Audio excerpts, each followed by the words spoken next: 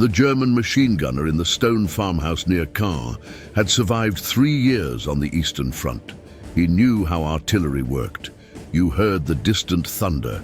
You counted the seconds. You dove into your hole.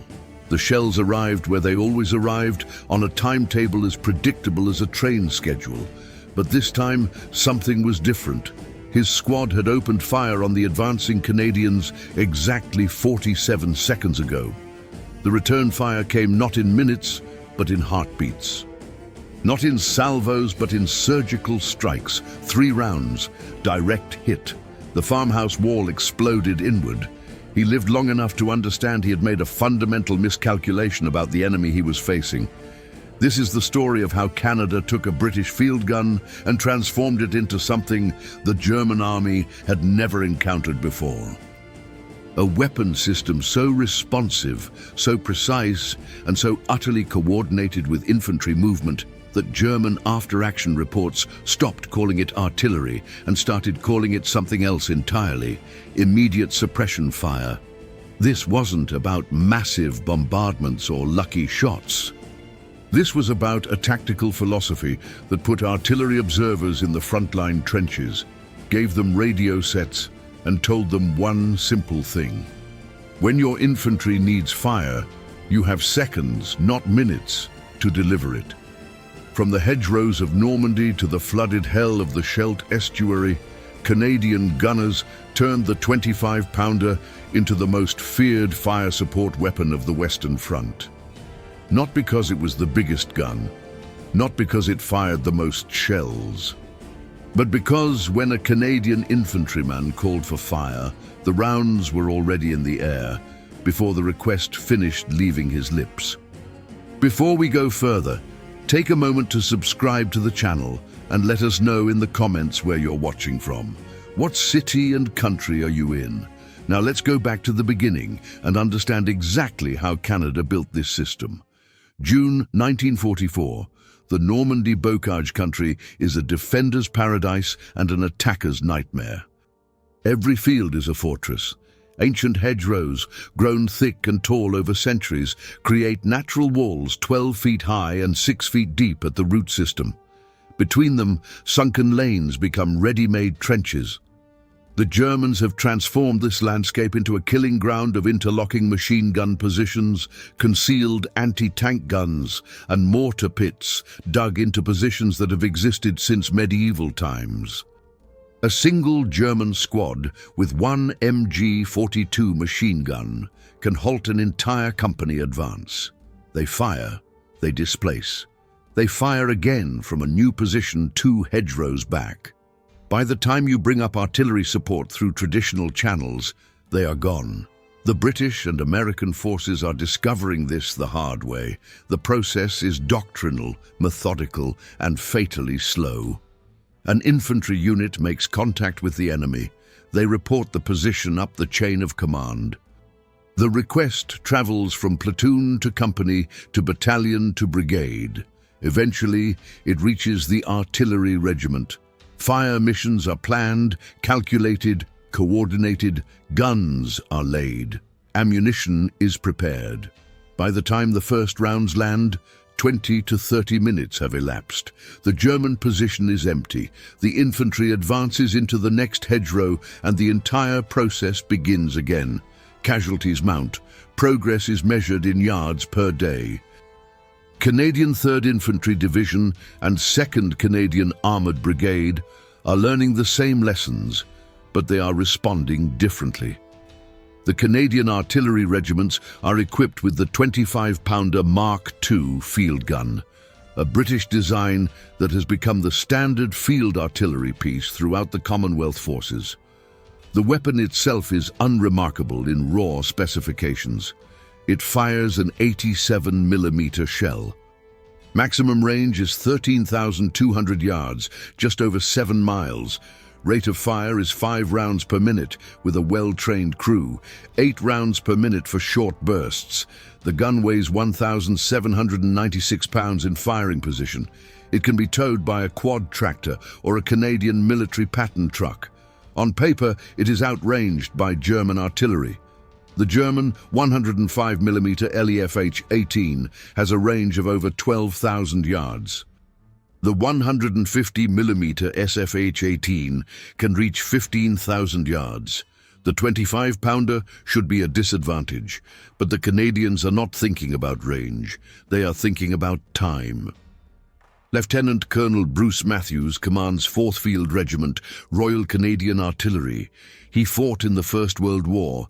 He remembers the massive preparatory bombardments, the creeping barrages, the rigid fire plans that could not adapt once the infantry went over the top. He remembers watching men die because the artillery was firing on a map position that the enemy had abandoned an hour before. He has spent the years between the wars thinking about one question. How do you make artillery react as fast as the battle develops? The answer is already partially embedded in British doctrine. Forward Observation Officers, FOUs, artillery officers assigned to infantry battalions to call in fire support. But the British system still routes requests through multiple command layers. The FOU observes the target. He radios back to his regimental command post. The command post coordinates with the gun positions. Orders are transmitted. Calculations are made. Fire missions are executed. It still takes too long. Matthews and officers like him across the Canadian Artillery Corps are experimenting with something more direct. What if the FOU doesn't just observe and request? What if he controls the guns directly? What if the radio link bypasses the command post entirely for immediate threats? What if the guns are pre-registered on likely enemy positions before the infantry even makes contact? What if the entire system is designed around one principle? Speed of response is more important than weight of shell. The infantry commanders are skeptical at first. They have been trained to think of artillery as a separate arm, a supporting element that operates on its own timetable. The idea that a single officer with a radio can bring down fire within seconds seems too good to be true. But Matthews and his gunners are insistent. Give us a chance. Put our FOUs in your forward companies. Let them move with your lead platoons. Trust the system. The Royal Canadian Regiment agrees to try. Charlie Company is advancing through the village of Orthy on June 7th, just after D-Day. The lead platoon moves down a narrow street lined with stone buildings. German infantry are dug in at the far end, covering the street with a machine gun positioned in a second-story window.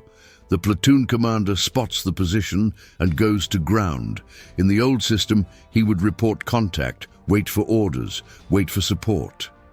Instead, Captain James Prendergast is crouched in a doorway 15 feet behind him. Prendergast is the FOU attached to this company. He has a number 19 radio set strapped to his back. He can see the machine gun position. He doesn't call the regimental command post. He calls his guns directly. Mike target, 200 yards northeast of Church Steeple, second floor corner building, 1 round smoke for adjustment. The 4th Field Regiment guns are positioned 4 miles back, already laid on pre-registered coordinates for the village. The number 1 gun crew receives the call. They don't wait for confirmation from command. They adjust traverse. They load. They fire. 18 seconds have passed since Prendergast made the call. The smoke round hits the building 30 feet to the left of the machine gun position. Right 3-0, drop 2-5, fire for effect, 3 rounds. The gun crew adjusts. They fire. The first high-explosive round punches through the stone wall at exactly 11:32 in the morning. The second round follows 4 seconds later, the third round 4 seconds after that. The machine gun position ceases to exist. The German crew dies without understanding what killed them. Total time from contact to suppression, 41 seconds. The platoon advances. Charlie Company secures the village. The after-action report notes the effectiveness of the immediate artillery response, but it doesn't fully capture what has just happened. A fundamental change in tactical coordination has just been demonstrated. The infantry and artillery are no longer separate arms coordinating through a chain of command. They are a single integrated weapon system, responsive and immediate. This is the beginning. Over the next weeks and months, the Canadian artillery regiments refine the system. WWIIs are formally embedded with infantry companies, sometimes with platoons during critical operations. They move forward with the infantry, often ahead of them to secure observation points. They carry powerful radio sets that create direct links to the gun positions. The gunners learn to keep their weapons constantly prepared for fire missions, ammunition stacked and ready, elevation and traverse tables memorized. The registration process becomes an art form. Before any major operation, the guns fire ranging shots on key terrain features, roads, crossroads, likely enemy positions. The data is recorded. When the FOU calls for fire, the guns don't calculate from scratch. They adjust from known positions. Seconds matter. The Germans notice immediately. Wehrmacht intelligence reports from Normandy begin referencing the unusual responsiveness of Canadian fire support. A captured German company commander interrogated in July 1944 describes facing Canadian infantry near Carpiquet airfield.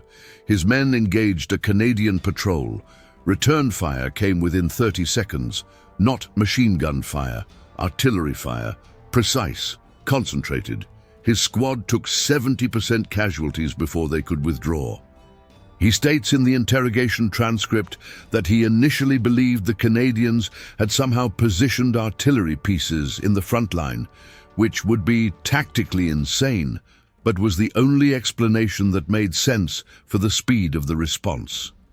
The 25-pounder itself contributes to this effectiveness in ways its designers never fully anticipated. The gun uses separate loading ammunition. The shell and propellant charge are loaded independently. This allows the crew to adjust the propellant charge to modify range without changing elevation, a feature critical for quick adjustments during fire missions. The gun can fire high explosive, smoke, and armor-piercing rounds. It can be used in direct fire mode against tanks or fortifications at close range.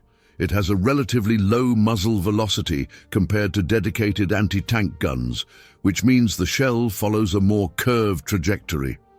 This is an advantage when firing over hills, buildings, or friendly troops. The gun can drop shells behind cover that flat trajectory weapons cannot reach, but the weapon's mechanical features matter less than how the Canadians use it. The doctrine becomes formalized through hard experience. Every infantry battalion has at least one FOO attached, usually 2 or 3. Every rifle company has an artillery officer moving with them. Major operations have FOUs assigned to specific phase lines, moving forward as the infantry advances, maintaining continuous observation and fire support capability. The radio networks are structured to allow FOUs to call fire not just from their own regiment, but from any available guns within range. If 4th Field Regiment is engaged on another target, the FOU can call 5th Field Regiment or 6th Field Regiment. The system is redundant and flexible. The gun crews themselves become extraordinarily proficient. A trained 25-pounder crew can fire 5 aimed rounds per minute indefinitely. During emergency situations, they can sustain 8 rounds per minute for several minutes. The record set by a crew from 3rd Field Regiment during the fighting near Falaise is 12 rounds in 1 minute. The physical demands are brutal. Each shell weighs 25 pounds. The propellant charge adds additional weight. Loading, firing, reloading, adjusting and firing again, without pause, requires strength, coordination and absolute discipline. The crew positions become choreographed. The number 1 is the detachment commander, responsible for aiming and firing. The number 2 opens the breech and loads the shell. The number 3 sets the fuse and loads the propellant. The number 4 and 5 handle ammunition supply. The number 6 and 7 maintain the ready ammunition and manage resupply from the ammunition trucks. By August 1944, the system is operating at terrifying efficiency. The Falaise pocket operation demonstrates what coordinated Canadian artillery can achieve. German 7th Army is attempting to escape encirclement through a narrow gap between Canadian and Polish forces. The roads are clogged with retreating vehicles, horse-drawn artillery, and fleeing infantry. Canadian FOs occupy observation points on high ground overlooking the gap. They can see the entire enemy column stretched out for miles. The fire missions come in constant streams. The gun regiments are firing non-stop for 14 hours straight. The crews work in rotation, 4 hours on, 2 hours rest, then back to the guns.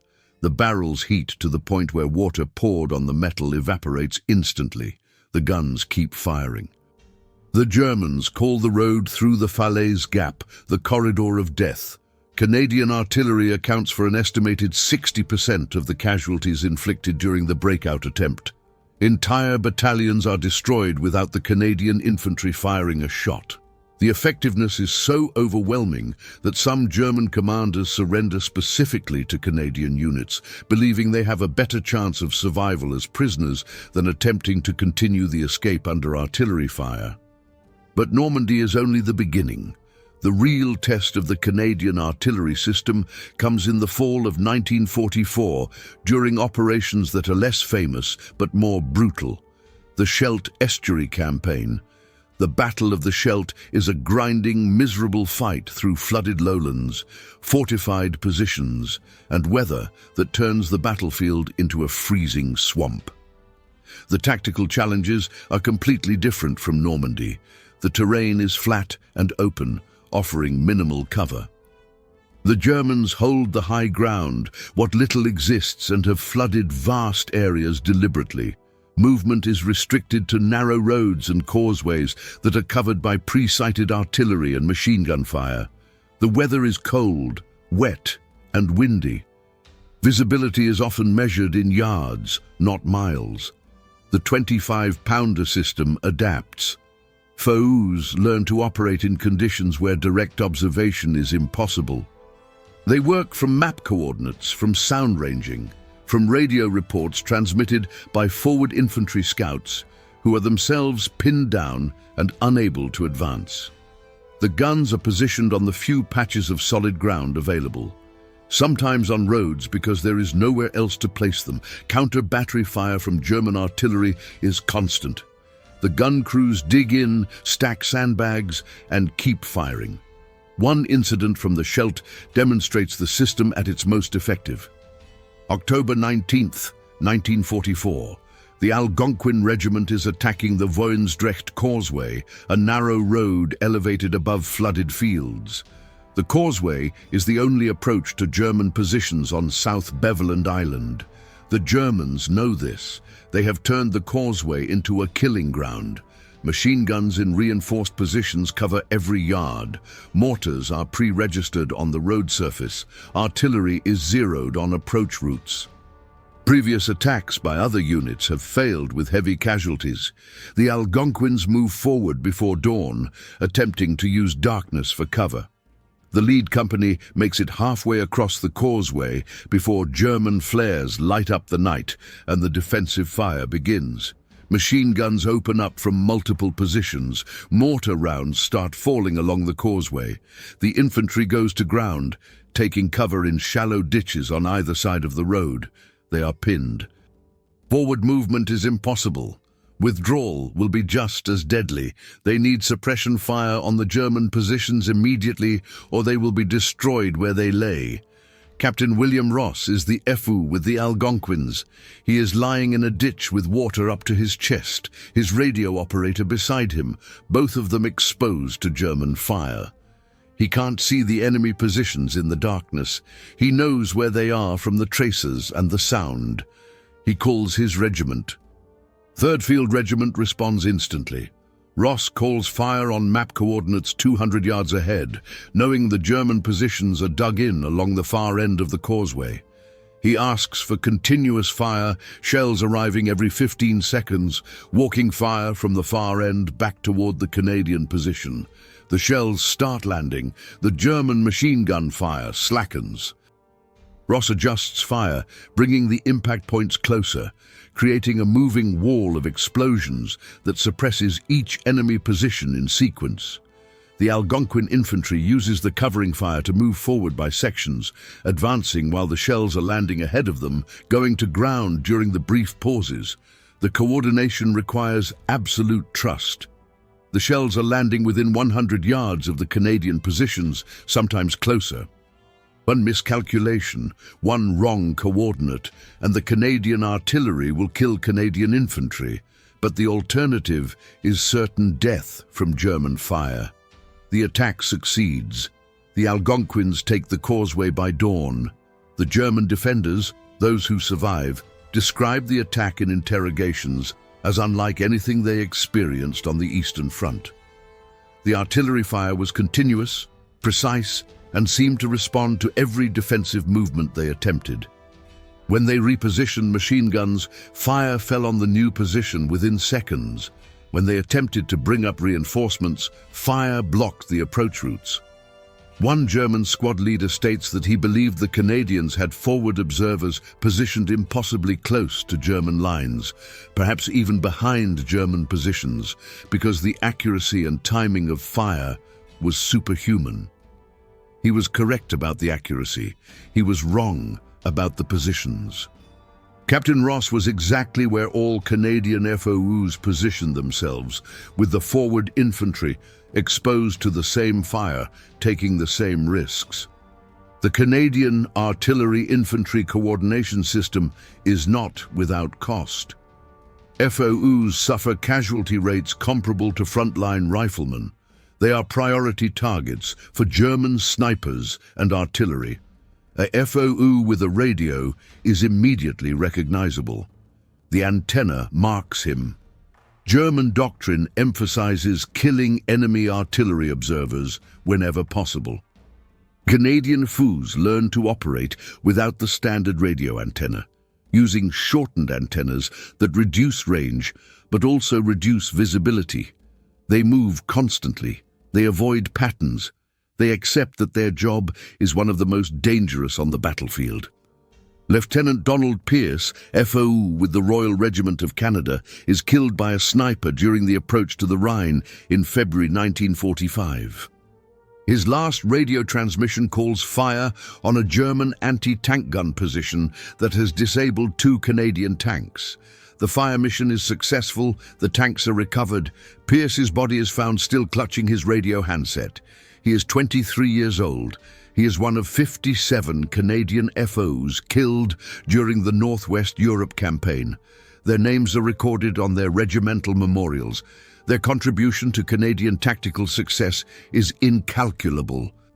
By early 1945, German intelligence has produced detailed reports analyzing Canadian artillery tactics. One captured document from February describes Canadian fire support as the most dangerous element of Canadian operations, more concerning than Canadian armored units, more concerning than air support. The document notes that Canadian artillery responds to infantry contact faster than any other Allied force, often firing before German units can complete their own defensive preparations. The report recommends avoiding contact with Canadian infantry whenever possible, specifically because of the artillery response that will inevitably follow. This assessment is accurate. The Canadian artillery system by this point in the war is operating at a level of coordination that is unmatched. Multiple regiments can concentrate fire on a single target within 2 minutes of a fire mission being called. The FOs have developed techniques for correcting fire in real time during ongoing attacks, adjusting impact points based on radio reports from advancing infantry. The gun crews can maintain sustained fire rates that would have been considered impossible in 1942. The logistics system keeps ammunition flowing forward under all conditions, including during active combat operations. The Rhine crossing operations in March 1945 showcase the system at maximum capability. Operation Plunder, the Allied crossing of the Rhine River, involves the largest concentration of artillery in the Western European campaign. Canadian artillery regiments participate in a bombardment that begins at 9 p.m. on March 23rd and continues for 5.5 hours. Over 3,000 guns fire in coordination. The Canadian regiments are assigned counter-battery missions, suppressing German artillery positions on the far bank. The fire is directed by FOUs who have infiltrated across the river before the main assault, establishing observation posts in buildings and shell craters on the German side. The Rhine crossing bombardment is massive and coordinated, but once the infantry begins crossing, the system reverts to the immediate responsive fire that the Canadians have perfected. FOUs cross with the first wave. They are calling fire missions before their boots are dry. German counterattacks are met with artillery fire that lands within seconds of the enemy movement being spotted. Canadian infantry advancing through the town of Rhine face German paratroopers in prepared positions. The FOUs bring fire down on individual buildings, on specific street corners, on German assembly areas that are identified by forward scouts. The German defenders described the battle as impossible to sustain because Canadian artillery was everywhere, instant and inescapable. The statistical record supports these descriptions. Canadian artillery fired more rounds per gun per day than any other Allied artillery force during the Northwest Europe campaign. The average 25-pounder gun in Canadian service fired between 80 and 120 rounds per day during active operations. During major battles, this rate increased to over 300 rounds per gun per day. The barrels wore out and were replaced. Crews collapsed from exhaustion and were replaced. The guns kept firing. The impact on German tactical planning is documented in captured orders and post-war interrogations. German units facing Canadian forces were instructed to avoid prolonged firefights, to disengage rapidly after making contact, and to limit the use of automatic weapons that would reveal positions. These instructions were attempts to avoid triggering the Canadian artillery response. They were largely unsuccessful. The Canadian FOUs were trained to call fire on suspected positions, not just confirmed positions. Movement was enough. Sound was enough. If German forces were present in an area, the Canadian artillery would find them. The reputation spreads beyond the frontline units. German soldiers being moved to sectors facing Canadian forces are warned about the artillery. Letters home reference it. Diaries mention it. The phrase immediate suppression fire appears in German military documents as a technical term for Canadian artillery tactics. It becomes something the German army trains to counter, though no effective countermeasures are developed before the war ends. The effectiveness of the system is not solely about the speed of response, it is also about sustainability. Canadian artillery can maintain high rates of fire because the logistics system is designed to support it. Ammunition supply columns are organized to deliver shells directly to gun positions without waiting for formal requisitions. Forward ammunition dumps are positioned close to the guns, sometimes dangerously close, to minimize transportation time. The crews are rotated systematically to prevent total exhaustion. The guns are maintained constantly, even during active operations. A 25-pounder that malfunctions is either repaired immediately or replaced from reserve stocks. There is no tolerance for non-functional weapons in the system. May 1945. The war in Europe ends. Canadian artillery regiments cease fire after nearly 5 years of continuous operations. The guns are cleaned, inspected, and prepared for storage or disposal. Many are worn beyond further use, the barrels rifling eroded from tens of thousands of rounds fired. Some are kept for post-war service, some are sent to museums, some are simply scrapped. The system itself does not end. The tactical lessons learned are incorporated into Canadian military doctrine. The integration of artillery observers with infantry units becomes standard practice. The emphasis on speed of response over weight of fire remains central to Canadian artillery philosophy. The radio coordination techniques developed during the war influenced communication systems for decades. The 25-pounder itself remains in Canadian service until 1954, when it is replaced by more modern weapons. But the gun's legacy is less about the weapon itself and more about how it was used. Post-war military analysts, including German officers interviewed during the historical assessment process, consistently identify Canadian artillery as one of the most effective elements of Allied ground operations. The speed and precision of Canadian fire support is noted as a major factor in Canadian tactical successes throughout the campaign. Several analysts conclude that Canadian artillery coordination was approximately 10 to 15 years ahead of comparable systems in other armies, a gap that would not be closed until the development of digital fire control computers in the 1960s. The human cost of developing this system is recorded but not always remembered. Beyond the FUs killed in action, the gun crews suffered casualties from counter-battery fire, from accidents during high-tempo operations, and from simple exhaustion. Loading 25-pound shells for hours without rest breaks men physically. The noise damages hearing. The stress of operating under constant threat creates psychological casualties. Many Canadian gunners return home with permanent injuries, visible and invisible. They do not receive the same recognition as infantry or aircrew. Artillery is a supporting arm, essential but not glamorous. The survivors remember. John McLeod served with 5th Field Regiment from June 1944 through to VE Day. He was a number 2 on a gun crew responsible for loading shells. He describes the work in an interview conducted in 1987. The physical sensation of loading shell after shell, the way your shoulders burned, the way your hands cramped, the way you stopped thinking and just moved, shell to breech, shell to breech, shell to breech, until someone told you to stop. The pride when you heard that your fire had saved an infantry platoon. The guilt when you heard that your fire had landed short and killed friendly troops.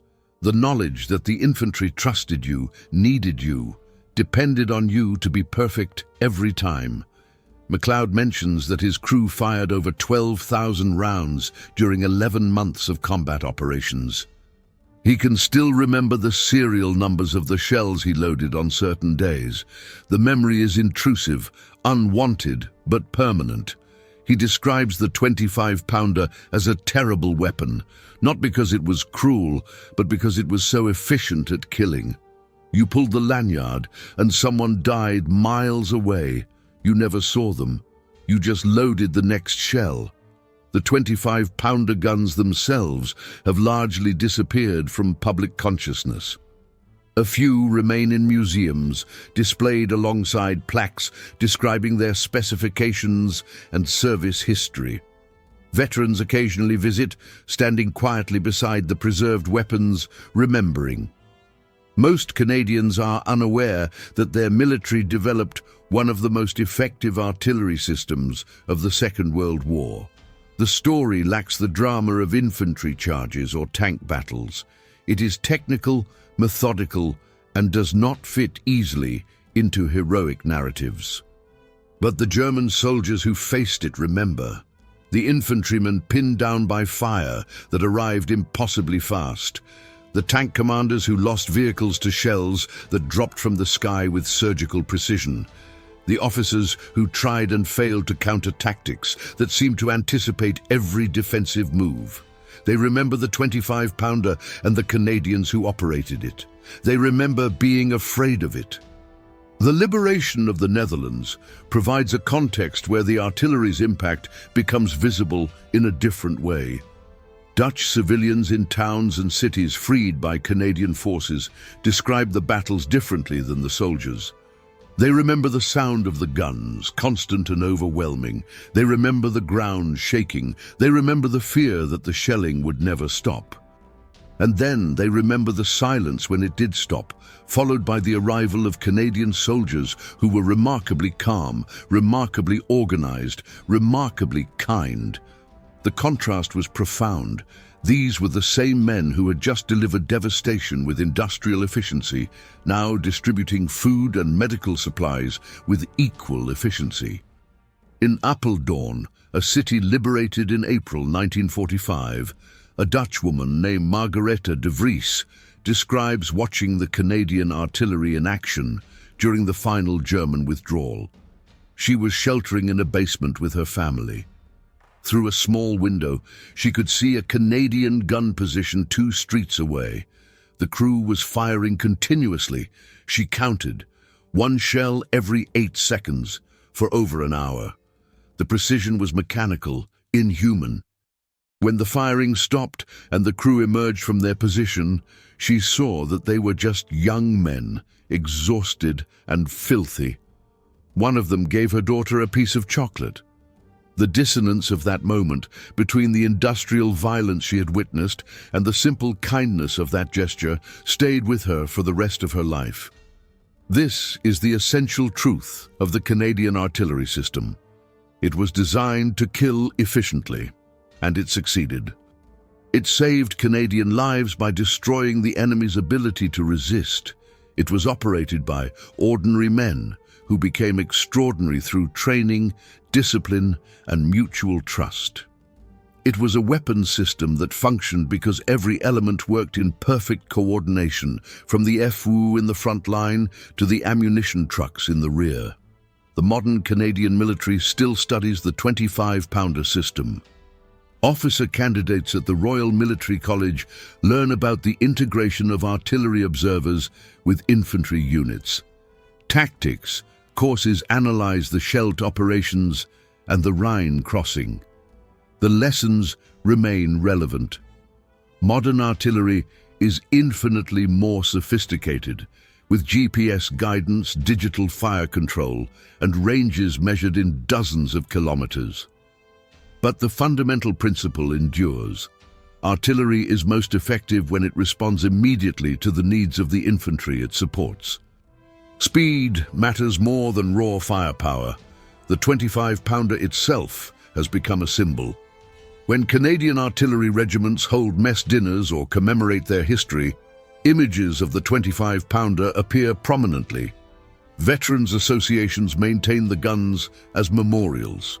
On Remembrance Day, 25-pounders are occasionally fired in salute, the distinctive crack of the discharge echoing across ceremony grounds, reminding those present of what these weapons represented.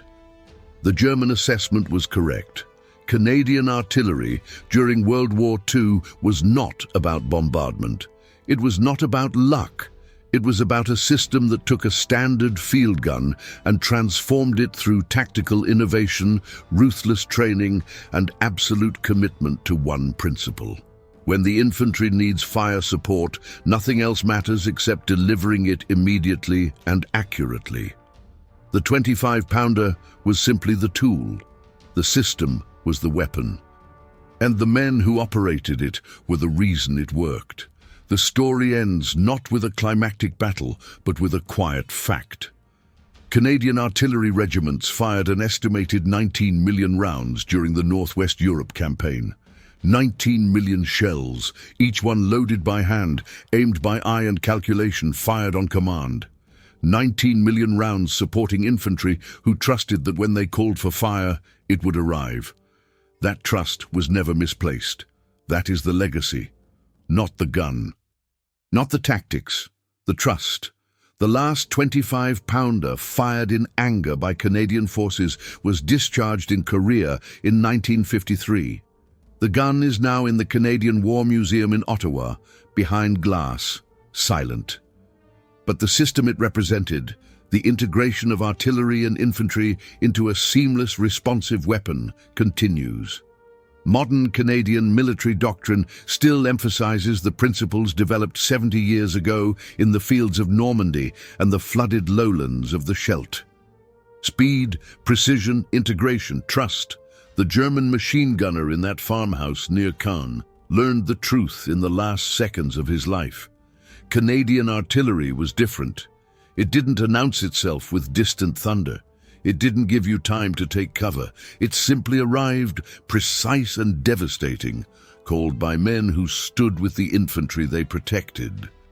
It was the most dangerous system on the battlefield because it turned every Canadian infantryman into a target designator with the firepower of an entire regiment backing them up. The Germans had no counter for it. They could only fear it. And they did.